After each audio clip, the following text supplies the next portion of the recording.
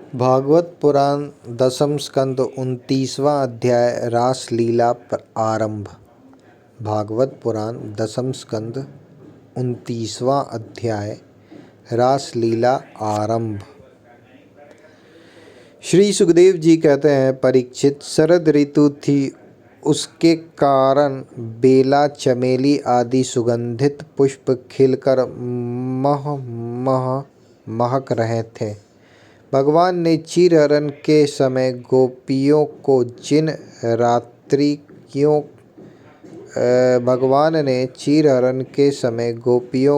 जिन रात्रियों का संकेत किया था, वे सब की सब पुंजीभूत होकर एक ही रात्रि के रूप में उल्लसित हो रही थी। भगवान ने उन्हें देखकर दिव्य बनाया। गोपियां तो चाहती ही थी, अब भगवान ने भी अपनी अचिंत्य महाशक्ति योग माया के सहारे उन्हें निमित्त बनाकर रसमयी रास क्रीड़ा करने का संकल्प किया। अमना होने पर भी उन्होंने अपने प्रेमियों की इच्छा पूर्ण करने के लिए मन स्वीकार किया। भगवान ने संकल्प करते ही चंद्रदेव ने प्राची दिशा के मुखमंडल पर अपने शीतल किरण रूपी कर कमलों से लालिमा की रोली केसर मल दी। जैसे बहुत दिनों के बाद अपनी प्राण प्रिया पत्नी के पास आकर उसके प्रियतम पति ने उसे आनंदित करने के लिए ऐसा किया हो। इस प्रकार चंद्रदेव ने उदय होकर न केवल पूर्व दिशा का प्रत्युत संसार के समस्त चर अचर प्राणियों का संताप, जो दिन में शरतकालीन प्रखर सूर्य रश्मियों के कारण बढ़ गया था, दूर कर दिया। उस दिन चंद्रदेव का मंडल अखंड था। पूर्णिमा की रात्रि थी। वे नूतन केसर के समान लाल लाल हो रहे थे। कुछ संकोच मिश्रित अभिलाषा से युक्त जान पड़ते थे। उनका मुखमंडल लक्ष्मी जी के समान मालूम हो रहा था। उनकी कोमल किरणों से सारा वन अनुराग के रंग में रंग गया था। वन के कोने कोने में उन्होंने अपनी चांदनी के द्वारा अमृत का समुद्र उड़ेल दिया था। भगवान श्री कृष्ण ने अपने दिव्य उज्ज्वल रस के उद्दीपन की पूरी सामग्री उन्हें और उस वन को देखकर अपने बांसुरी पर व्रज सुंदरियों के मन को हरण करने वाली काम बीज क्लीम की अस्पष्ट एवं मधुर तान छेड़ी। भगवान का वह वंशी वादन भगवान के प्रेम को, उनके मिलन की लालसा को अत्यंत बढ़ाने वाला था। यूँ तो श्याम सुंदर ने पहले से ही गोपियों के मन को अपने वश में कर रखा था। अब तो उनके मन की सारी वस्तुएं, भय, संकोच, धैर्य, मर्यादा आदि की वृत्तियां भी छीन ली। वंशी ध्वनि सुनते ही उनकी विचित्र गति हो गई। जिन्होंने एक साथ साधना की थी, श्री कृष्ण को पति रूप में प्राप्त करने के लिए, वे गोपियां भी एक दूसरे को सूचना न देकर, यहाँ तक कि एक दूसरे से अपनी चेष्टा को छिपाकर जहाँ वे थे वहाँ के लिए चल पड़ी। परीक्षित, वे इतने वेग से चली थी कि उनके कानों के कुंडल झोंके खा रहे थे। वंशी ध्वनि सुनकर जो गोपियाँ दूध दूह रही थी, वे अत्यंत उत्सुकतावश दूध दूहना छोड़कर चल पड़ी। जो चूल्हे पर दूध औंट रही थी, वे उफनता हुआ दूध छोड़कर, और जो लपसी पका रही थी, वे पकी हुई लपसी बिना उतारे ही ज्यों की त्यों छोड़कर चल दी। जो भोजन परस रही थी वे परसाना छोड़कर जो छोटे छोटे बच्चों को दूध पिला रही थी वे दूध पिलाना छोड़कर जो पत्तियों की सेवा शुश्रूषा कर रही थी वे सेवा शुश्रूषा छोड़कर और जो स्वयं भोजन कर रही थी वे भोजन करना छोड़कर अपने कृष्ण प्यारे के पास चल पड़ी। कोई कोई गोपी अपने शरीर में अंगराग चंदन और उबटन लगा रही थी और कुछ आँखों में अंजन लगा रही थी। वे उन्हें छोड़कर तथा उल्टे पलटे वस्त्र धारण कर श्री कृष्ण के पास पहुँचने के लिए चल पड़ी। पिता और पतियों ने, भाई और जाति बंधुओं ने उन्हें रोका, उनकी मंगलमयी प्रेम यात्रा में विघ्न डाला, परंतु वे इतनी मोहित हो गई थी कि रोकने पर भी न रुक सकी। रुकती कैसे? विश्व विमोहन श्री कृष्ण ने उनके प्राण, मन और आत्मा सब कुछ का अपहरण जो कर लिया था। परीक्षित, उस समय कुछ गोपियां घरों के भीतर थीं, उन्हें बाहर निकलने का मार्ग ही नहीं मिला। तब उन्होंने अपने नेत्र मूंद लिए और बड़े तन्मयता से श्री कृष्ण के सौंदर्य, माधुर्य और लीलाओं का ध्यान करने लगी। परीक्षित अपने परम प्रियतम श्री कृष्ण के असहाय विरह की तीव्र वेदना से उनके हृदय में इतनी व्यथा, इतनी जलन हुई कि उनमें जो कुछ अशुभ संस्कारों का लेश मात्र अवशेष था वह भस्म हो गया। इसके बाद तुरंत ही ध्यान लग गया। ध्यान में उनके सामने भगवान श्री कृष्ण प्रकट हुए। उन्होंने मन ही मन बड़े प्रेम से, बड़े आवेग से उनका आलिंगन किया। उस समय उन्हें इतना सुख, इतनी शांति मिली कि उनके सब के सब पुण्य के संस्कार एक साथ ही छिन्न हो गए। परीक्षित, यद्यपि उनका उस समय श्री कृष्ण के प्रति जाड़ भाव भी था, तथापि कहीं सत्य वस्तु भी भाव की अपेक्षा रखती है। उन्होंने जिनका आलिंगन किया, चाहे किसी भी भाव से किया हो, वे स्वयं परमात्मा ही तो थे। इसलिए उन्होंने पाप और पुण्य रूप कर्म के परिणाम से बने हुए गुणमय शरीर का परित्याग कर दिया। भगवान की लीला में सम्मिलित होने के योग्य दिव्य अप्राकृत शरीर प्राप्त कर लिया। इस शरीर से भोगे जाने वाले कर्म बंधन तो ध्यान के समय ही छिन्न भिन्न हो चुके थे।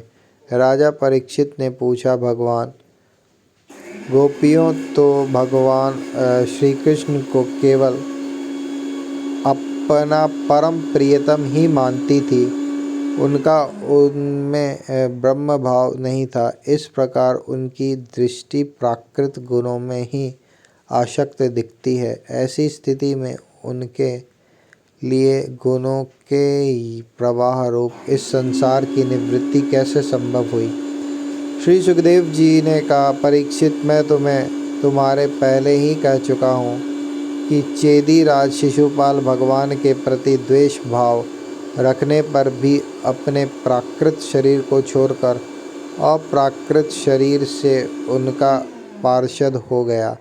ऐसी स्थिति में जो समस्त प्रकृति और उसके गुणों से अतीत भगवान श्री कृष्ण की प्यारी है और उनसे अनन्य प्रेम करती हैं, वे गोपियाँ उन्हें प्राप्त हो जाएं, इसमें कौन सी आश्चर्य की बात है? परीक्षित, वास्तव में भगवान प्रकृति संबंधी वृद्धि, विनाश, प्रमाण, प्रमेय और गुणी भाव से रहित हैं। वे अचिंत्य, अनंत, अप्राकृत, परम कल्याण स्वरूप गुणों के एकमात्र आश्रय हैं। उन्होंने यह जो अपने को तथा अपनी लीला को प्रकट किया है, उसका प्रयोजन केवल इतना ही है कि जीव उसके सहारे अपने परम कल्याण संपादन करे। इसलिए भगवान से केवल संबंध हो जाना चाहिए। वह संबंध चाहे जैसा हो, काम का हो, क्रोध का हो या भय का हो, स्नेह, नातेदारी या सौहार्द का हो। चाहे जिस भाव से भगवान में नित्य निरंतर अपनी वृत्तियां जोड़ दी जाए, वे भगवान से ही जुड़ती हैं।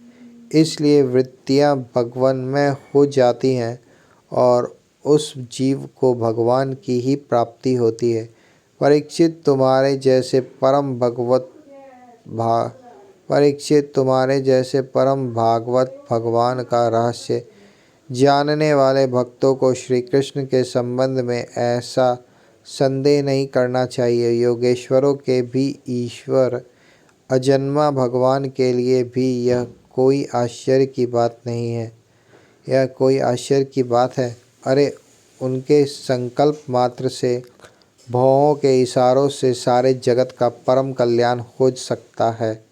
जब भगवान श्री कृष्ण ने देखा कि व्रज की अनुपम विभूतियाँ गोपियाँ मेरे बिल्कुल पास आ गई हैं, तब उन्होंने अपनी विनोद भरी वाक चातुरी से उन्हें मोहित करते हुए कहा, क्यों ना हो, भूत, भविष्य और वर्तमान काल के जितने वक्ता हैं, उनमें वे ही तो सर्वश्रेष्ठ हैं। भगवान श्री कृष्ण ने कहा, भाग्यवती गोपियाँ, तुम्हारा स्वागत है। बतलाओ, तुम्हारे प्रसन्न करने के लिए मैं कौन सा काम करूं? व्रज में तो सब कुशल मंगल है ना? कहो, इस समय यहाँ आने की क्या आवश्यकता पड़ गई? सुंदरी गोपियों, रात का समय है। यह स्वयं ही बड़ा भयावना होता है और इसमें बड़े बड़े भयावने जीव जंतु इधर उधर घूमते रहते हैं। अतः तुम सब तुरंत व्रज में लौट जाओ। रात के समय घोर जंगल में स्त्रियों को नहीं रुकना चाहिए।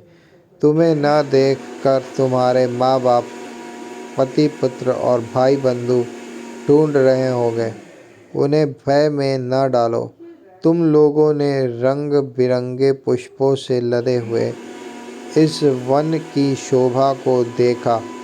पूर्ण चंद्रमा की कोमल रश्मियों से यह रंगा हुआ है, मानो उन्होंने अपने हाथों चित्रकारी की हो और यमुना जी के जल का स्पर्श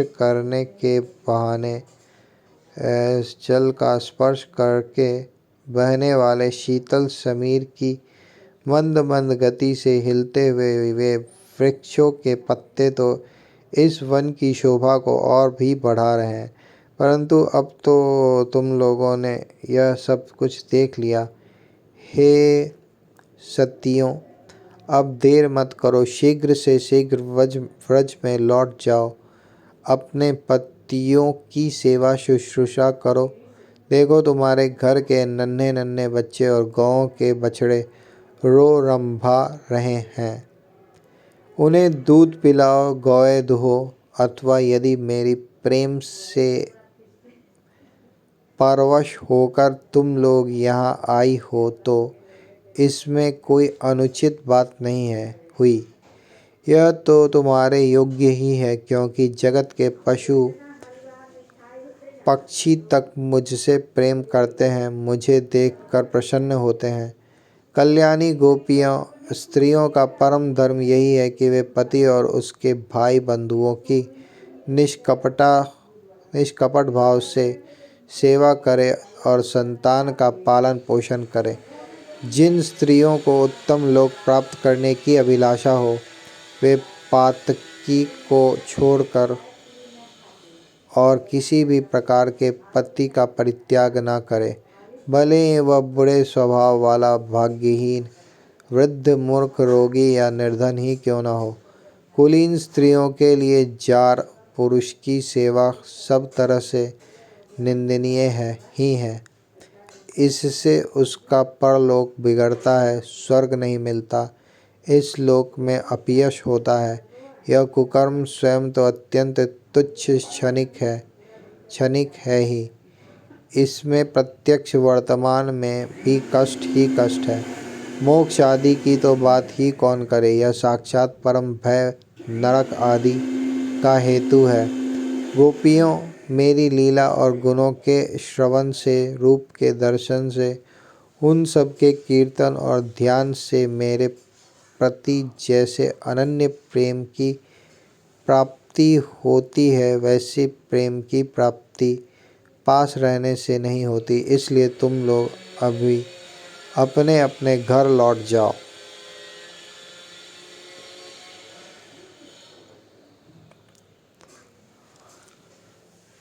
श्री सुखदेव जी कहते हैं, परीक्षित, भगवान श्री कृष्ण का यह अभिप्राय भगवान श्री कृष्ण का यह अप्रिय भाषण सुनकर गोपियाँ उदास खिन्न हो गईं। उनकी आशा टूट गई। वे चिंता के अथाह एवं अपार समुद्र में डूबने उतराने लगीं। उनके बिंबाफल पके हुए कुंदड़ू के समान लाल लाल अधर शोक के कारण चलने वाली लंबी और गर्म सांस से सूख गए। उन्होंने अपने मुंह नीचे की ओर लटका लिए। वे पैर के नखों से धरती कुरेदने लगी। नेत्रों से दुख के आंसू बह बहकर काजल के साथ वक्ष स्थल पर पहुँचने और वहाँ लगी हुई केशरों को धोने लगे। उनका हृदय दुख से इतना भर गया कि वे कुछ बोल न सकी, चुपचाप खड़ी रह गई। गोपियों ने अपने प्यारे श्याम सुंदर के लिए सारी कामनाएं, सारे भोग छोड़ दिए थे। श्री कृष्ण में उनका अनंत अनुराग, परम प्रेम था। जब उन्होंने अपने प्रियतम श्री कृष्ण की यह निष्ठुरता से भरी बात सुनी, जो बड़ी ही अप्रिय सी मालूम हो रही थी, तब उन्हें बड़ा दुख हुआ। आंखें रोते रोते लाल हो गई, आंसुओं के मारे रूंध गईं। उन्होंने धीरज धारण करके अपनी आंखों के आंसू पोंछे और फिर प्रणय कोप के कारण वे गदगद वाणी से कहने लगी। गोपियों ने कहा, प्यारे श्री कृष्ण, तुम घट घट व्यापी हो, हमारे हृदय की बात जानते हो। तुम्हें इस प्रकार निष्ठुरता भरे वचन नहीं कहना चाहिए। हम सब कुछ छोड़कर केवल तुम्हारे चरणों में ही प्रेम करती हैं। इसमें संदेह नहीं है कि तुम स्वतंत्र और हठीले हो। तुम पर हमारा कोई वश नहीं है। फिर भी तुम अपनी ओर से जैसे आदि पुरुष भगवान नारायण कृपा करके अपने मुमुक्षु भक्तों से प्रेम करते हैं, वैसे ही हमें स्वीकार कर लो। हमारा त्याग मत करो। प्यारे श्याम सुंदर, तुम सब धर्मों का रहस्य जानते हो।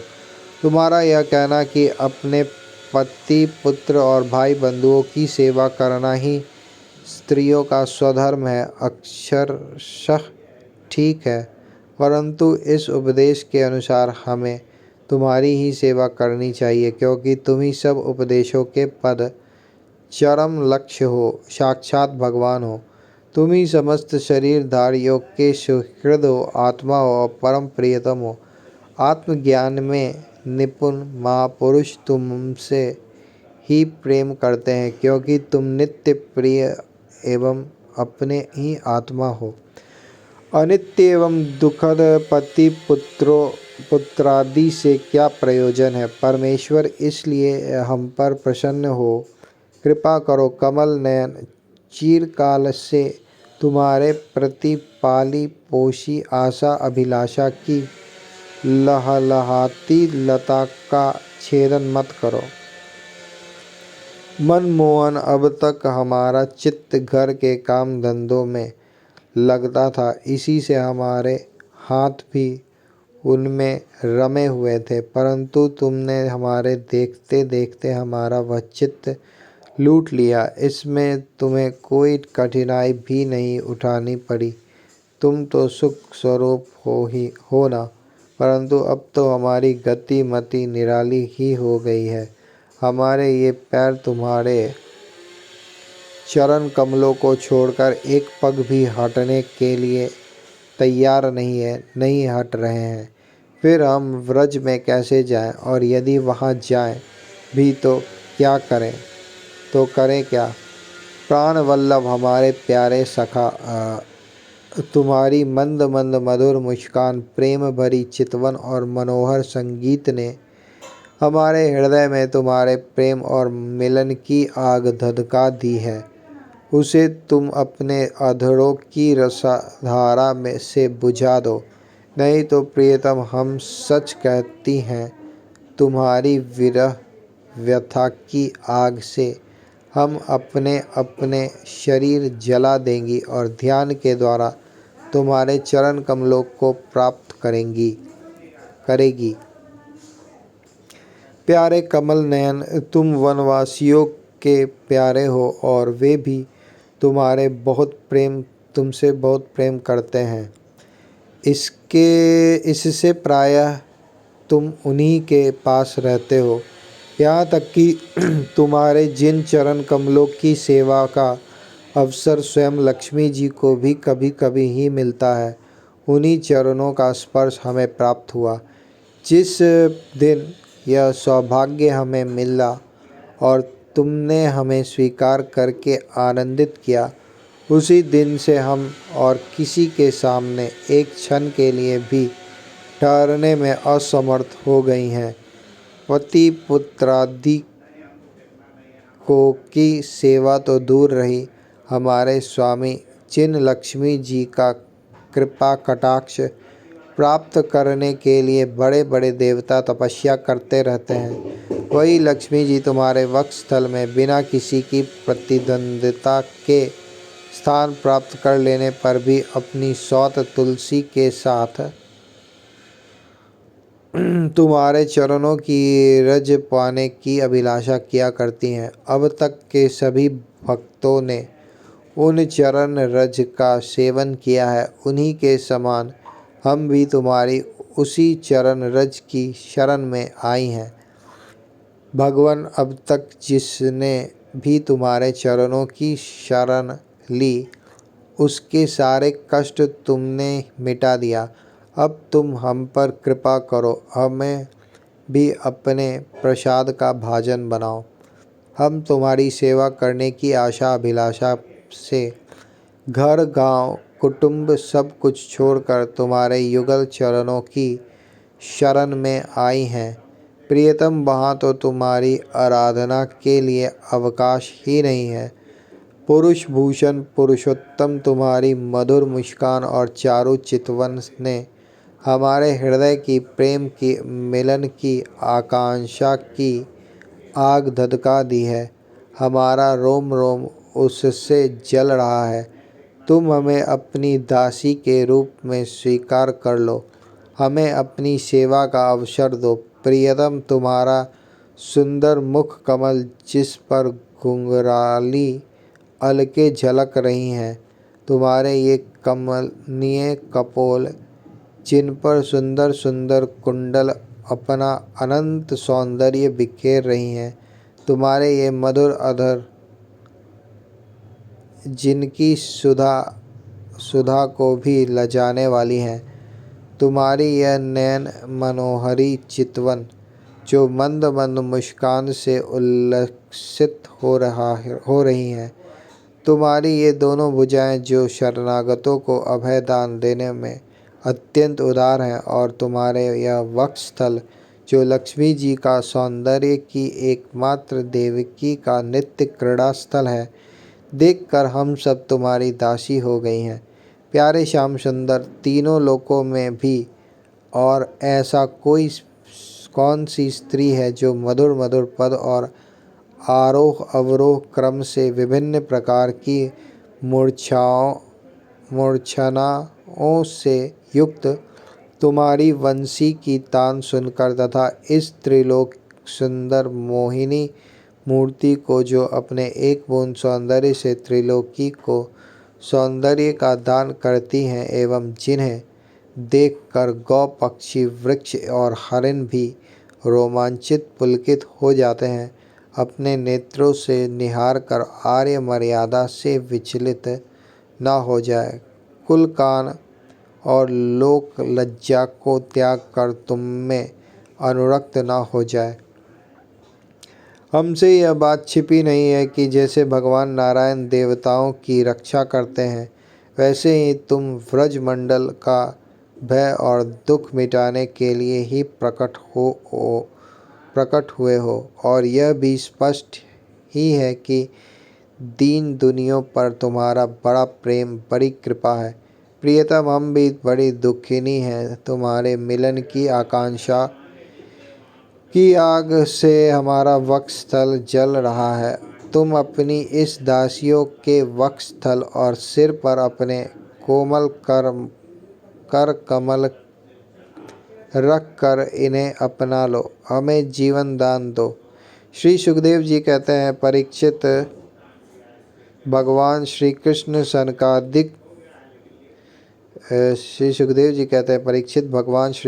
सनकादि योगियों और शिवादि योगेश्वरों के भी ईश्वर हैं। जब उन्होंने गोपियों की व्यथा और व्याकुलता से भरी वाणी सुनी, तब उनका हृदय दया से भर गया और यद्यपि वे आत्माराम हैं, अपने अपने में ही रमण रहते हैं, उन्हें अपने अतिरिक्त और किसी भी बाह्य वस्तु की अपेक्षा नहीं है, फिर भी उन्होंने हंसकर उनके साथ क्रीड़ा प्रारंभ की। भगवान श्री कृष्ण ने अपनी भावभंगी और चेष्टाएं गोपियों के अनुकूल कर दी, फिर भी वे अपने स्वरूप में ज्यों के त्यों एक रस स्थित थे, अच्युत थे। जब वे खुलकर हंसते, तब उनके उज्ज्वल उज्ज्वल दांत कुंदकली के समान जान पड़ते थे। उनकी प्रेम भरी चितवन से और उनके दर्शन के आनंद से गोपियों का मुख कमल प्रफुल्लित हो गया। वे उन्हें चारों ओर से घेर कर खड़े हो गईं। उस समय श्री कृष्ण की ऐसी शोभा हुई मानो अपनी पत्नी तारिकाओं से घिरे हुए चंद्रमा ही हो। गोपियों के शत शत यूथों के स्वामी भगवान श्री कृष्ण वैजयंती माला पहने वृंदावन को शोभायमान करते हुए विचरण करने लगे। कभी गोपियाँ अपने प्रियतम श्री कृष्ण के गुण और लीलाओं का गान करती, तो कभी श्री कृष्ण गोपियों के प्रेम और सौंदर्य के गीत गाने लगते। इसके बाद भगवान श्री कृष्ण ने गोपियों के साथ यमुना जी के पावन पुलीन पर, जो कपूर के समान चमकीली बालू से जगमगा रहा था, पदार्पण किया। वहाँ यमुना जी की तरल तरंगों के स्पर्श से शीतल और कुमुदिनी की सहज सुगंध से सुवासित वायु के द्वारा सेवित हो रहा था। उस आनंदप्रद पुलीन पर भगवान ने गोपियों के साथ क्रीड़ा की। हाथ फैलाना, आलिंगन करना, गोपियों के हाथ दबाना, उनकी चोटी, जांघ, नीवी और स्तन आदि का स्पर्श करना, विनोद करना, नक्षत करना,